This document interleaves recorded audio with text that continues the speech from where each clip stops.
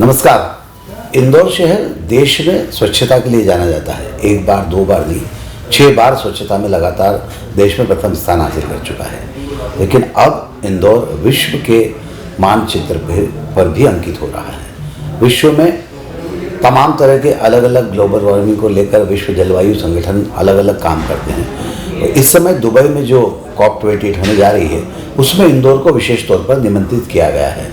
Jakarta, Indore और एक अन्य देश यहाँ पर नैरोबी, मेरे जानकारी के मुताबिक इस पूरे कार्यक्रम का हिस्सा बन रहे हैं। इन तीनों शहरों को चुना गया है क्लीन एयर कैटलिस्ट के तौर पर। इस शहर को रिप्रेजेंट करने के लिए इंदौर के महापौर पुष्यमती भार्गव दुबई जा रहे हैं। आज हमारे साथ मौजूद हैं। स्वागत है भार्गव जी आपका हमारे इस कार्यक्रम में। सबसे पहले तो बधाई कि कीर्तिमानों के इस शहर में एक और नई कीर्तिमान की चीज़ जुड़ रही है। क्या सोचते हैं जिस तरह से इंदौर को निमंत्रित किया गया है इतना इंटरनेशनल प्लेटफॉर्म पर, तो उसके लिए क्या तैयारियां की थी और वह क्या कारण है जिनकी वजह से हम इस मुकाम पर पहुंचे हैं? देखिए, COP28 कॉन्फ्रेंस ऑफ पार्टीज़ है जो यूनाइटेड नेशंस का क्लाइमेट एक्शन, क्लाइमेट चेंज को लेकर जो सबसे बड़ा फोरम है, उसमें दुनिया भर के देश क्या एक्शन ले रहे हैं उस पर डिस्कशन होता है।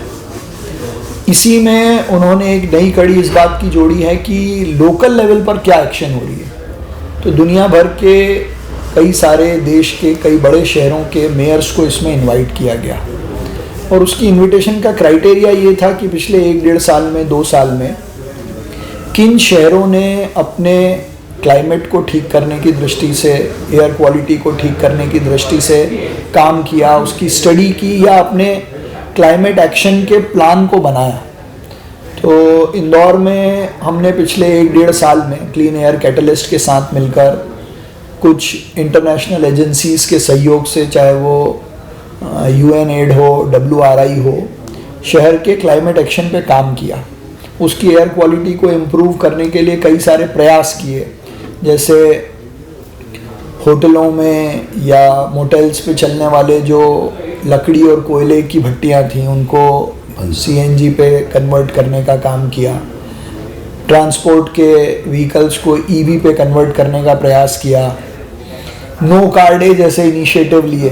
तो ये सब इस बात का कारण बने कि इंदौर भी जाकर क्लाइमेट एक्शन को लेकर जो उन्होंने प्लान बनाया उसको शेयर करें। इसमें विशेष बात ये है कि माननीय प्रधानमंत्री जी जब COP26 में गए थे तो उन्होंने दुनिया को पंचामृत का संदेश दिया था और उसी आधार पर देश भर में काम भी हुआ है और इंदौर ने इस काम को अपने हाथ में लेकर बहुत तेज़ी से आगे बढ़ाया है।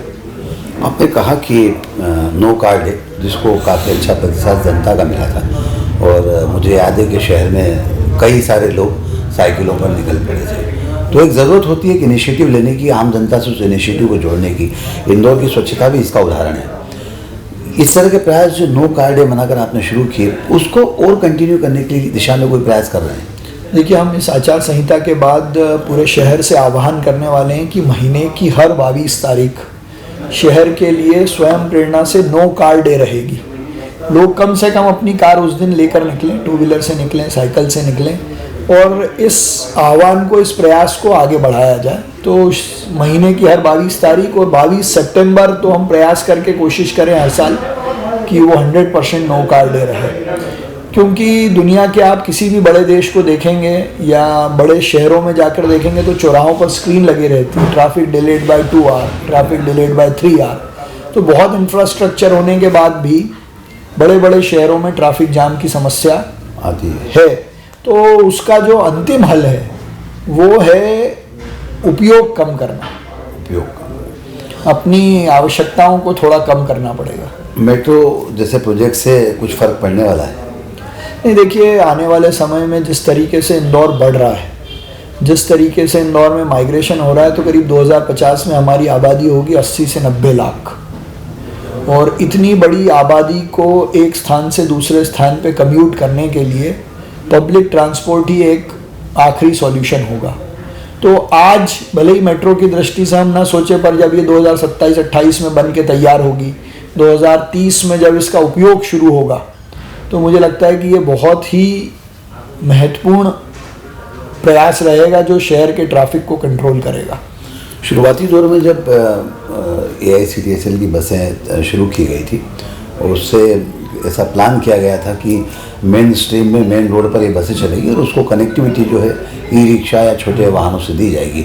उस प्रयोग में कितनी सफलता मिली है हमें? मैं बहुत ईमानदारी से बात करूं, अभी उस दृष्टि से तो बहुत सफलता हमको नहीं मिली है। लेकिन जब ये हमने मेट्रो का प्लान अभी शहर में बन रहा था तो हमने आने के बाद एक प्रयास ये किया कि शहर के ट्रैफिक की दृष्टि से एक सर्वे कराया, एक रिपोर्ट तैयार की है कि एंड टू एंड मोबिलिटी लोगों को कैसे मिले, और पब्लिक ट्रांसपोर्ट में जहाँ लोग जिस स्टेशन पे उतर रहे हैं वहाँ से अपने घर कैसे जाएं।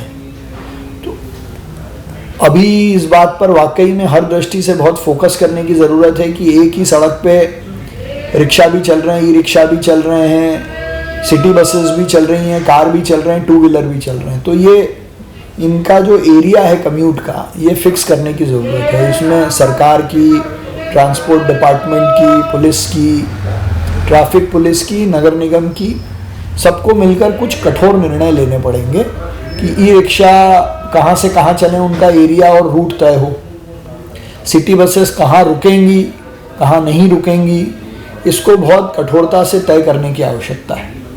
ये बड़ा सवाल महापौर जी ने खड़ा किया और वाकई में ये हकीकत है इंदौर शहर की कि जिस तरह से बेतरतीब यातायात बढ़ता जा रहा है, उस यातायात को सुचारू रूप से चलाने के लिए एक प्लानिंग और कड़े निर्णय की ज़रूरत है। बहरहाल दुबई पर वापस लौटते हैं, जिस तरह का विश्व जलवायु संगठन की COP28 की वहाँ मीटिंग हो रही है, तमाम सारे देश वहाँ पर मौजूद हैं। इंदौर के लिए फिर बताता हूँ कि गौरव की बात है।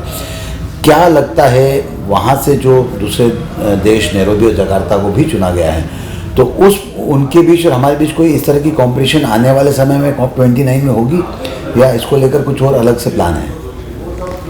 नहीं, ये 3 ऐसे शहर हैं जो क्लाइमेट एक्शन बनाने पर काम कर रहे हैं, पर इसके अलावा भी दुनिया के कई बड़े शहरों के मेयर या वहाँ के रिप्रेजेंटेटिव इसमें रहेंगे और इस बात पर डिस्कशन करेंगे कि लोकल लेवल पर क्या प्लान बने।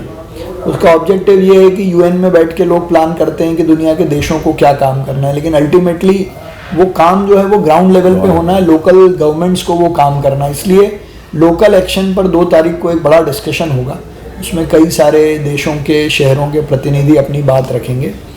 नैरोबी, जकार्ता तो ऐसे शहर हैं इंदौर के साथ जिन पर इस पर काम शुरू हो गया कि आपका लोकल एक्शन क्या हो क्लाइमेट चेंज को रोकने के लिए। नैरोबी, जकार्ता की बात कही जहाँ क्लाइमेट एक्ट को लेकर शुरू हो चुका है सारा काम।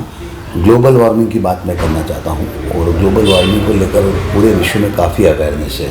हमारे देश में अवेयरनेस बहुत स्लो आ रही है, तो क्या वहाँ पर भी इस विषय पर कोई चर्चा होगी या इसको लेकर कोई प्लान फ्यूचर में हमारा है? देखिए, अगर आप भारत के दृष्टिकोण से बात करेंगे तो दुनिया में अभी एकमात्र ऐसा देश है जो कम कंजम्पशन करता है, और इस ग्लोबल वार्मिंग की अगर कोई हल है तो वो है अपने उपयोग को लिमिट करना। जैसे आपने अगर इनका नाम सुना हो, चेतन सिंह सोलंकी, जिनको सोलर गांधी के नाम से जाना जाता है, उनकी स्टडी, उनकी रिसर्च को अगर हम देखेंगे तो आज से करीब 5.5 साल बाद टेम्परेचर जो है वो 1.5 डिग्री सेंटीग्रेड से पूरा इंक्रीज होगा, और वो स्टेज पे आएगा कि वो वहाँ से चीज़ों को रिवर्स करना मुश्किल होगा। तो उसका तरीका एक ही है कि हम अपना उपयोग लिमिट करें, पेट्रोल डीजल को छोड़कर साइकिल पर, सोलर पर।